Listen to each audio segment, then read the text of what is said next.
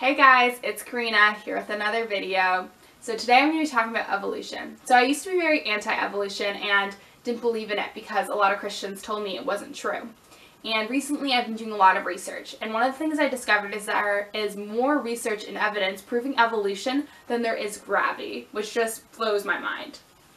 And then two other things I realized while I was researching is, secondly, there's a lot of things in Genesis that contradicts each other.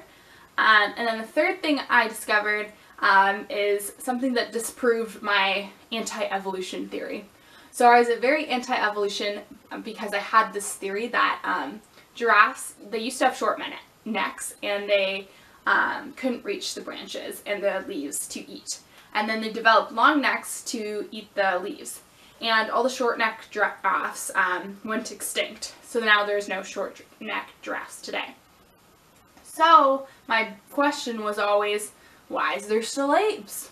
But what I discovered is that we actually evolved from a type of ape that doesn't even exist today. So about 5 to 8 million years ago, there was this specific ape that we evolved from. So the ape that you see today is not the ape we evolved from. So that answers that question. And then as to Genesis, there is several different things you need to consider. So first off, talking serpent, is that really a thing? Would that really have happened?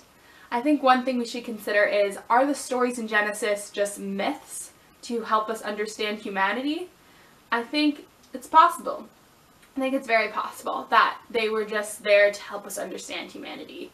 Because if you look at the stories, they are kind of unrealistic. The other thing to consider is, on the first day, God created light and dark, and then it wasn't until the fourth day that He created the sun, moon, and stars, which doesn't make any sense because you need like the sun and moon to have light and dark. Like, it just doesn't add up. Another thing is, after Cain killed his brother Abel, he ran off to the city where there was people. Like, he was the son of Adam and Eve, so there should have just been the 4 of them. Like, what the heck? How is there more people? Like, that doesn't make sense. So there's just like a lot of little things in Genesis that just don't make sense. Two other things I learned is that we actually have a lot of our genes are similar to apes. And then the other thing is we actually have a lot of common ancestors. One of them actually being chickens, which is kind of funny. So there's proof that we evolved from other animals, and apes included. And then another thing I discovered as well is that the Hawaiian Islands, the Big Island, took years to develop and wasn't actually there originally, and it developed over time. So the thing we also need to realize is that life develops over time, and it didn't just happen in a matter of days.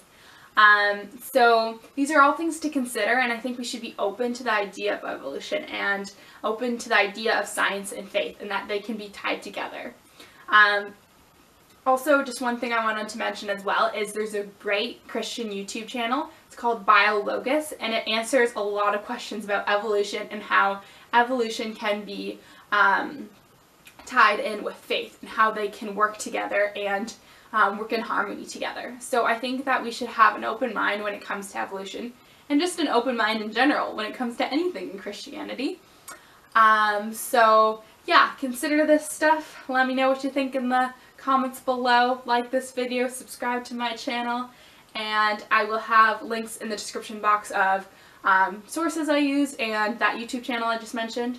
And yeah, I hope you guys enjoyed this video, and know that if God put you to it, He will put you through it. Alright, bye guys!